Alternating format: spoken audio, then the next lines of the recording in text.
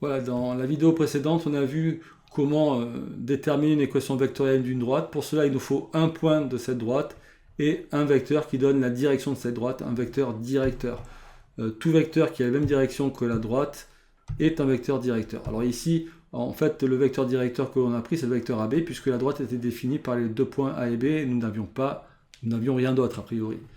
Alors, deux points définissent une droite et une seule. Vous prenez un des deux points, vous faites jouer le rôle de grand A. Enfin, ce point-là, on aurait très bien pu ici, à la place de grand A, mettre grand B dans l'équation vectorielle. Ça n'aurait pas changé. Ça nous aurait donné une autre équation vectorielle. Il y a une infinité d'équations vectorielles. Et comme vecteur directeur ici, on peut donner n'importe quel vecteur qui a la direction de la droite. Donc important aussi, c'est de retenir, c'est que cette équation vectorielle va nous permettre d'associer un nombre réel unique à tout point qui est sur la droite et réciproquement. Tout point qui est sur la droite est associé à un nombre unique, et donc va nous permettre de positionner, d'indiquer les positions de différents points à l'aide d'un nombre. Et on peut le faire parce que bien, on s'est donné un point particulier qui est grand A, et un vecteur particulier qui est le vecteur ici directeur. Ce vecteur directeur, si on utilise également son sens et sa longueur, bien on va pouvoir graduer la droite. Et donc ça, j'y reviens pas, on l'a fait précédemment. Et remarquez bien que le quadrillage qui est fait en dessous ici nous permet de diviser le vecteur en B en trois parties égales.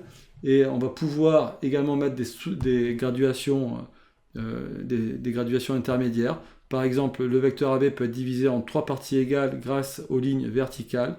Et on va pouvoir donc mettre des points qui correspondent à des valeurs de K égales à 1 tiers, 2 tiers, 3 tiers, 1. Alors, on aurait 4 tiers ici, 5 tiers. Donc à chaque intersection entre une verticale et la droite, j'obtiens un certain nombre de tiers. 1 tiers, 2 tiers, 3 tiers, 4 tiers, 5, 6, 7. Donc ici, par exemple, vous auriez 8 tiers.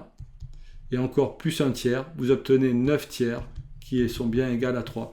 Et si on prend des cas négatifs, c'est-à-dire qu'on va se déplacer avec un petit cas négatif, donc de B vers A, cette fois on va obtenir moins 1 tiers, moins 2 tiers, et ainsi de suite.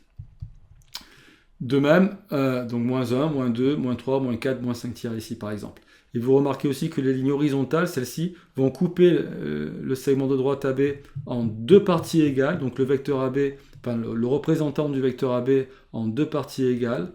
Et bien on va pouvoir, en considérant les intersections des lignes horizontales avec la droite, et bien mettre des graduations avec un pas de 1,5, 1,5, 2,5.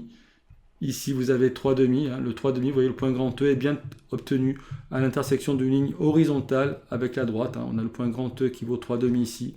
4,5, ici on a le point qui correspond à K égale 2. 5,5 et 6,5 qui sont évidemment qui est égal à 3. Et évidemment, dans l'autre sens aussi, on va avoir ici moins 1,5. Et voilà, ici moins 2. Évidemment, le moins 2 s'obtient à la fois à l'intersection de lignes horizontales et verticales, puisqu'on a choisi le vecteur AB qui peut être décrit, le vecteur c'est un déplacement, il peut être décrit en disant que pour le déplacement qui correspond au vecteur AB, c'est un déplacement qui consiste à faire 3 carreaux vers la droite et 2 carreaux vers le haut, vous voyez. Voilà, donc important de bien savoir graduer une droite et même mettre des sous-graduations, des graduations intermédiaires. Donc ce qu'il faut retenir de cette partie-là, c'est que bien à une droite, je peux associer un repère. Pour cela, il faut que je choisisse un point de la droite et un vecteur qui a la même direction que la droite.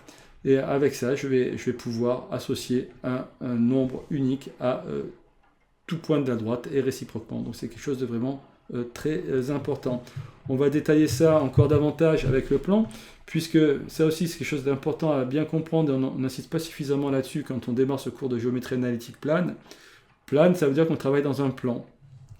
Et donc, en fait, quand on trace des droites, quand on travaille sur une feuille, et cette feuille, en fait, le mathématicien considère que c'est un ensemble de points, et cet ensemble de points est un sous-ensemble, une partie d'un ensemble plus grand, un ensemble de points plus grand qu'on appelle le plan.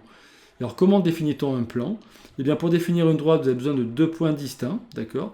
Eh bien, pour définir un plan, et puis après, à partir de ces deux points distincts, vous pouvez, grâce à l'équation vectorielle d'une droite, indiquer une position à chaque point de ce plan, en construisant un repère de droite. Par exemple, ici, la droite AB, je peux considérer le repère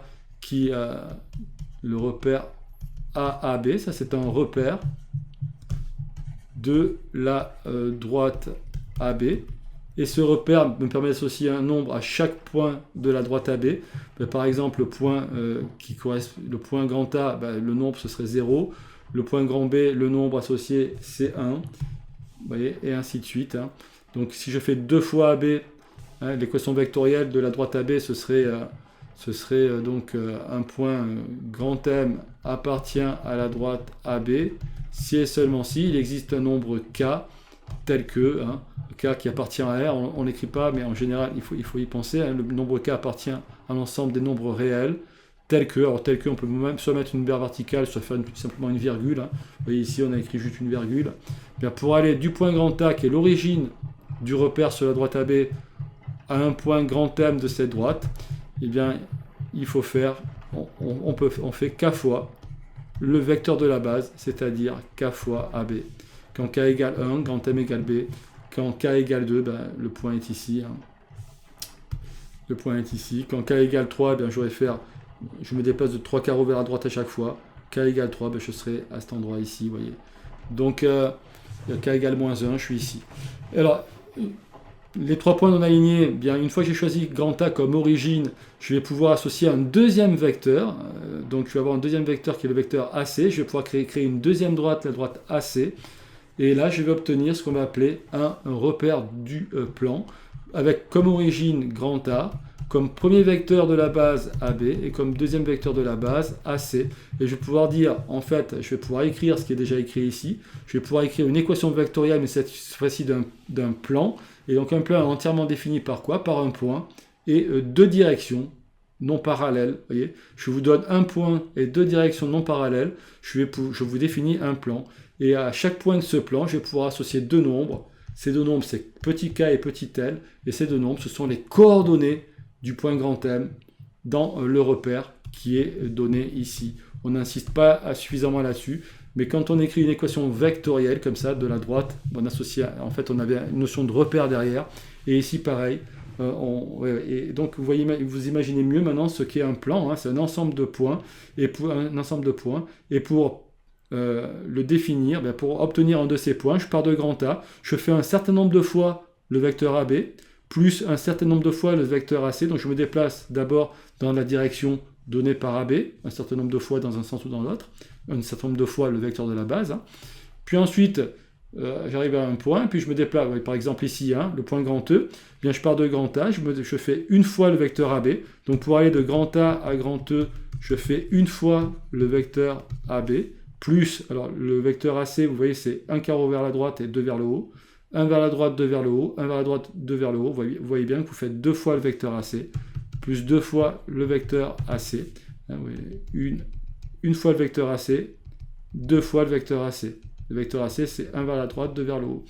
Et alors, vous obtenez deux nombres. Ça, c'est petit k. Ça, c'est petit l. Et ces 2 nombres, ce sont les coordonnées du point grand E dans le repère qui est ici. Donc, quelque chose de très important. C'est ça, les coordonnées d'un point. Les coordonnées d'un point m'indiquent comment, en partant de l'origine du repère, grand A, c'est l'origine du repère, eh bien, combien de fois je dois effectuer le déplacement associé au premier vecteur de la base. Donc ça, c'est vraiment ce nombre-là est associé au premier vecteur de la base, au vecteur AB. Et le deuxième nombre ici m'indique combien de fois je dois encore ajouter à mon premier déplacement pour arriver au point grand E. Donc de combien je dois me déplacer, combien de fois je dois effectuer le deuxième vecteur de la base. Donc les coordonnées des points indiquent combien de fois je dois faire le premier vecteur de la base et combien de fois je dois faire le deuxième vecteur de la base pour obtenir le déplacement qui permet d'aller de grand A à grand E. Ceci est fondamental et très très important. Voilà. Alors, une fois qu'on a compris comment ça marche, remarquez ici que j'ai dessiné un représentant du vecteur AC avec la flèche qui se situe ici. D'accord ? Et important, quand on dessine une flèche, en fait, on ne dessine pas un vecteur, on dessine un représentant de ce vecteur. On ne sait pas dessiner un vecteur. Un vecteur, c'est un déplacement. Et la flèche, eh bien, c'est un segment orienté. C'est 2 objets complètement différents. Mais une flèche orientée permet de représenter un déplacement. Elle définit un changement de position. C'est bien le vecteur AE me dit comment je fais pour aller de A à grand E, très important.